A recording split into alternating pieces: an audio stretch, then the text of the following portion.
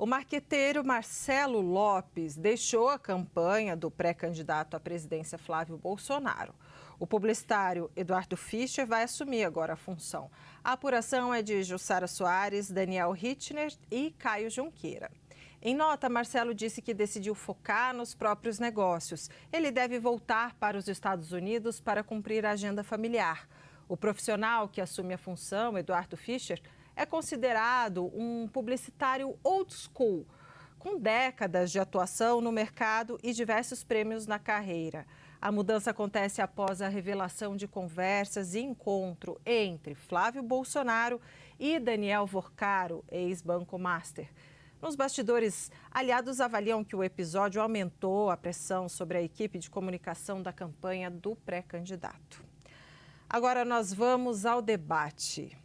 Começando contigo, Soraya, houve erro na comunicação de Flávio? Débora, eu passei também vários anos, dá para falar sobre isso, criticando a comunicação do governo Lula. E dizendo como é difícil que se comuniquem aquelas que são as políticas que estão sendo criadas, que estão sendo restabelecidas, enfim. E a gente está vendo que comunicação é uma questão muito séria, que precisa ser tratada de uma forma muito séria. Eu acredito na seriedade também de toda a crise que se instaurou no campo do bolsonarismo com o envolvimento de Flávio Bolsonaro com Daniel Vorcaro. Mas nada que não tenha se agudizado com as próprias manifestações do pré-candidato Flávio Bolsonaro. E principalmente em função deste pré-candidato, pelo que tudo indica, pelo que a imprensa está demonstrando, não ter comunicado às suas pessoas de maior confiança que estão ao seu redor acerca do que poderia surgir. Pelo que eu estou traçando aqui como paralelo, a obrigação que tem um pré-candidato, uma pré-candidata em relação à sua comunicação, ao seu marqueteiro ou marqueteira, tem que ser o mesmo compromisso que existe entre advogado e cliente. Você me conta absolutamente tudo, para que eu não seja surpreendida. E essa relação de confiança é uma relação que, a toda vista, ela acabou sendo rompida com a divulgação de áudios que aparentemente eram áudios desconhecidos por parte da comunicação do próprio Flávio Bolsonaro. Então, se houve um erro na comunicação, e eu desconheço tanto o trabalho deste anterior marqueteiro, eles nem gostam de ser chamados de marqueteiros, né? Vamos lá, publicitário, deste anterior publicitário, ou mesmo desconheço esse que vai assumir, me parece que o maior dos erros está justamente no cliente deles, que deixou de dar informações que eram informações que poderiam trazer prejuízos para a sua campanha.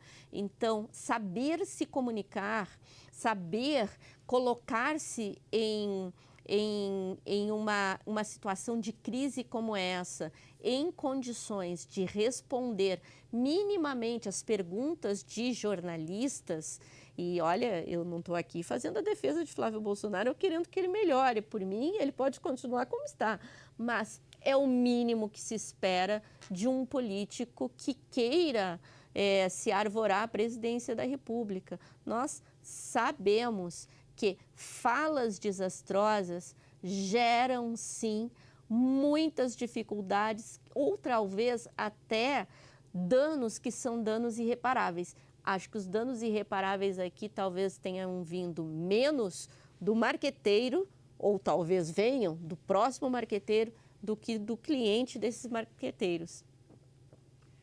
Bortoleto, agora eu quero te ouvir. Houve erro na comunicação de Flávio nesse episódio todo? Débora, para poder julgar se houve erro, eu teria que ter todos os elementos e os fatos que antecederam a divulgação do áudio, para aí eu conseguir fazer juízo de valor se foi um erro da comunicação em não valorizar sabidamente algo que poderia acontecer ou se foi um problema de relação e abertura de informações entre o candidato e a sua equipe de campanha. Bem, fato é que fica constrangedor para que a pessoa responsável pela comunicação, depois de apresentar o seu candidato uma queda de 6 pontos, permaneça no posto que está. Não sei se o marqueteiro pediu para sair ou se saíram com ele.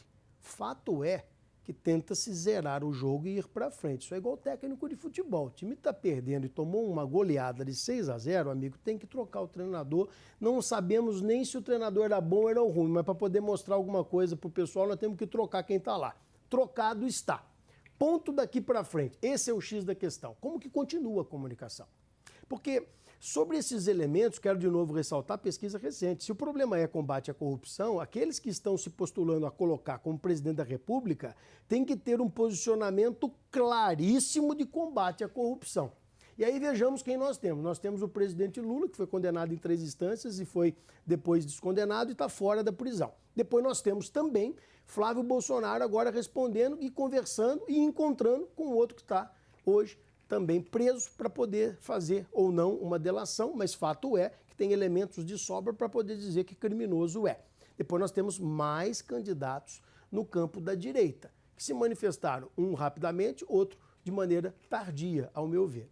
Fato é o seguinte, como que ficará a comunicação a partir de agora? Porque a construção, e não podemos imaginar outra no Brasil de hoje, e não acho um problema estarmos polarizados. Acho um problema estarmos polarizados da maneira que nós estamos, com quem nós estamos em cada um desses extremos. O fato é que a direita brasileira tem mais de um candidato. A esquerda brasileira só tem um e não sabemos se deixará ter mais. Acredito que não.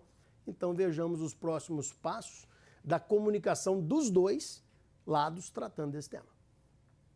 Depois de analisar essa crise sob vários aspectos, Soraya, o Flávio conseguirá se recuperar da crise envolvendo o caso Master? Tem 1 minutinho para a resposta. Olha, então em 1 minutinho eu só quero dizer que existe uma candidata de esquerda. Essa candidata chama-se Samara e pertence ao partido UP. Infelizmente, o que nós não temos é um espaço para que também essa perspectiva de esquerda venha à tona. E aí eu volto ao que dizia anteriormente. Nós estamos em uma polarização que não é de direita e esquerda, é uma polarização entre Lula e Bolsonaro. E nesse contexto, eu acho que é bem difícil, embora as eleições pareçam tão próximas, mas também não estão tanto, que o Flávio consiga se recuperar a ponto de chegar ao patamar que estava antes de toda essa crise, de todo esse caso vir à tona. Tudo indica que existe mais a ser divulgado e acredito que nós vamos enfrentar aí o processo eleitoral, adentrar o processo eleitoral ainda com esse debate, Débora. 1 minutinho para você também, Bortoleto. Flávio conseguirá se recuperar dessa crise envolvendo o Master? O que acontece na campanha de Flávio Bolsonaro é que ela apresenta febre, sinal de que tem um problema. Agora, a febre é uma sinalização de problema de gradações diferentes. Então, eu não sei se ele está com febre porque ele está com gripe ou se ele está com febre porque ele está com um problema de infecção generalizada. O que vai acontecer nos próximos minutos, nos próximos dias, nas próximas semanas e meses, é que nós veremos o tamanho do problema que hoje nós só vemos uma febre. Pode ser que ele mude essa postura dele. Quero lembrar o seguinte, quando eu falo que a direita tem 3 candidatos e que a esquerda tem um candidato, eu estou falando de viabilidade eleitoral. O que apresenta as pesquisas é que todos os 3 candidatos do campo da direita, quando são colocados em confronto com o único candidato da esquerda, apresentam empate técnico ou condição muito próxima que toda uma campanha vai acontecer. Então, nós temos boas cenas e bons capítulos, espero eu, com uma finalização positiva nas eleições de outubro.